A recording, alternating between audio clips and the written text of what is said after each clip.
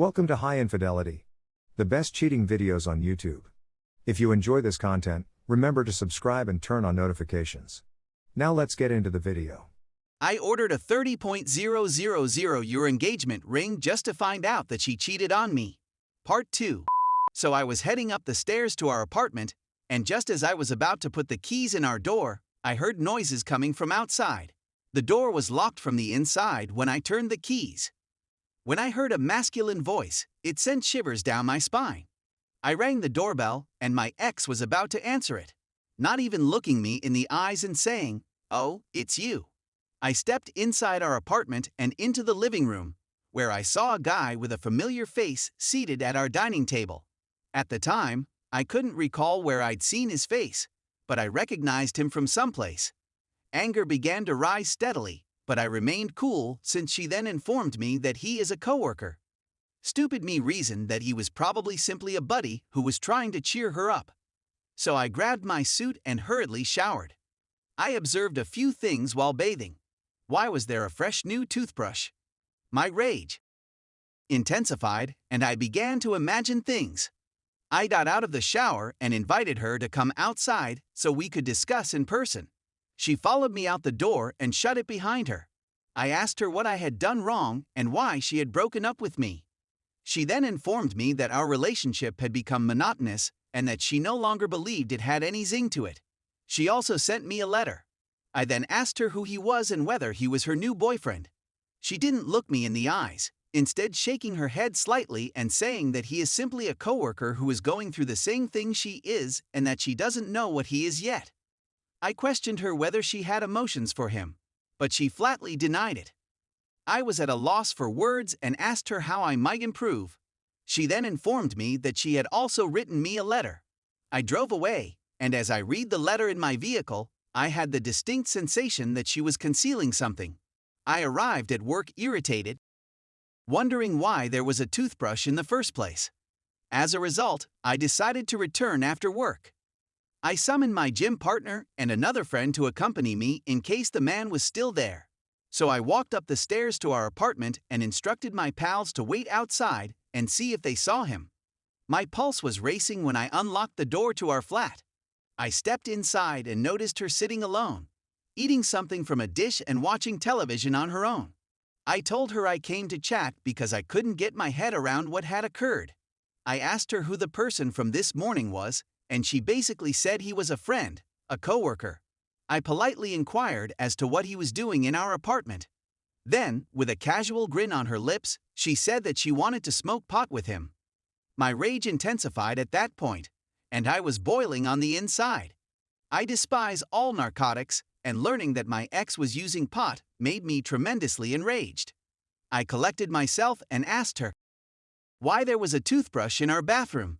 She then astonishingly acknowledged, with a tinge of shame, that he had slept at our house. My body was growing hot, and my rage was bubbling over. I then inquired as to where he slept.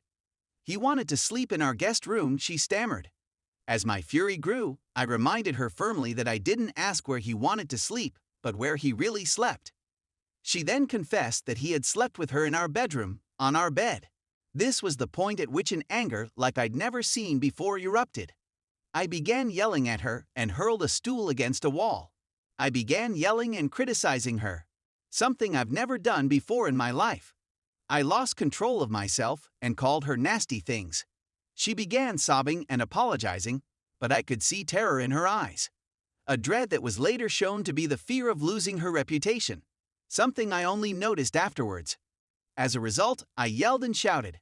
I questioned her whether anything had transpired between them, and she responded they were just snuggling. As my rage grew, I asked her why she did it, and she said it was because she missed me. I was thinking, why the heck didn't she call me if she missed me so much? At that moment, all I wanted to do was murder that disgusting son of a b*tch. I asked her who he was and for his contact information. Because she didn't inform me, I left and phoned one of her coworkers. Her companion didn't want to tell me either. So after a time, I returned to our apartment with a few of pals, and we took all of my belongings with me. I was mocking her while packing my belongings, telling her about my engagement plans and how stupid I was to get a $30,000 proposal ring. I just wanted to harm her. Something I've never done intentionally or consciously in my life. I was losing my mind because she was weeping. After traveling back and forth and gathering all of my belongings, I returned to my parents' house. I took my time and reflected about the matter for a week. Life couldn't be much worse, I reasoned, but I was mistaken. I met with my ex again after a week and wanted to have a calm talk. She agreed to meet with us and we decided to meet at our house. I begged her to be honest with me, and she confessed to having emotions for him for more than a month. Hearing her acknowledge that she had fallen in love with another guy while I was preparing our wedding was heartbreaking. My heart was in such pain that I couldn't keep my emotions to myself. I was really upset since she stated she didn't have emotions for him and that he was just a friend. For the first time, I informed her about my first curse, and she burst into tears. I questioned her whether she was still in communication with him, and she assured me that she had ended the relationship. Then she suddenly wanted me to tell her if she still had a chance. I was taken aback and told her that I wanted to but couldn't because of my self-respect. I departed, wishing her the best of luck.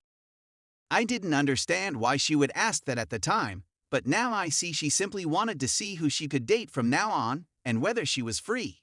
Another week went by, and my melancholy worsened. I couldn't stop monitoring her on Instagram, and she was always sending clues about how much she misses and still loves me. I hate to say it, but I still loved her, and it gave me hope that we might work together again.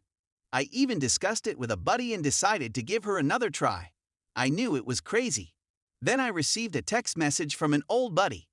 Someone I hadn't seen in a long time approached me and said he had something personal he wanted to discuss with me.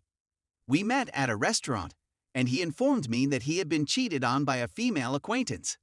I knew her via common connections.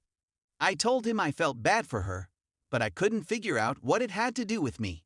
When I believed the worst was gone, things worsened and gloom descended on me.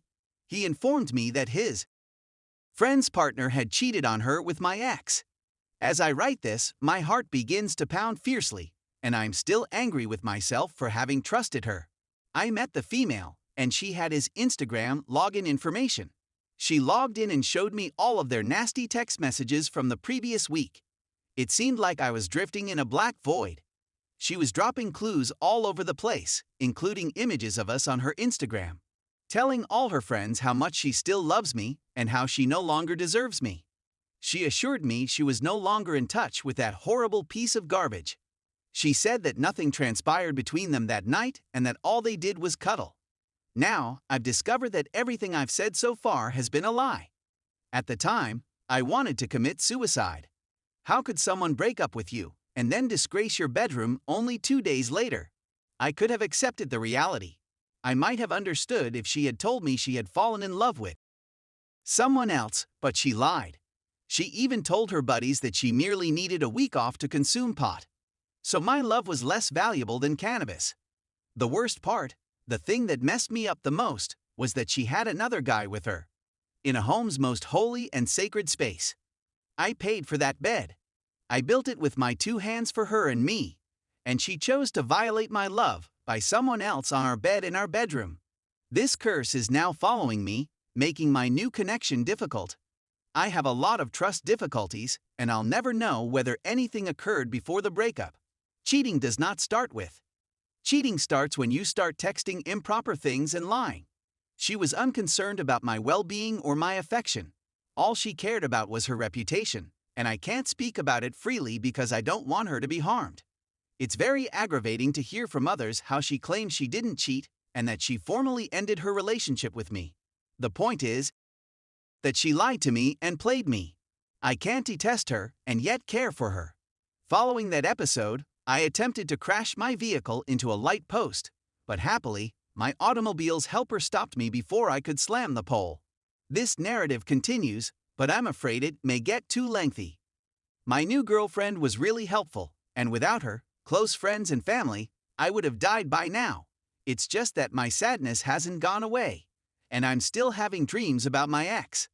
I feel terrible for my partner because she does not deserve to be a shambles like me. I simply wanted to tell my tale and seek for guidance on how I could ultimately deal with everything. When I'm alone, the despair comes strongly, yet there are other moments when I feel better. Please accept my apologies for the length of this narrative. I'd want to thank each and every reader for their time.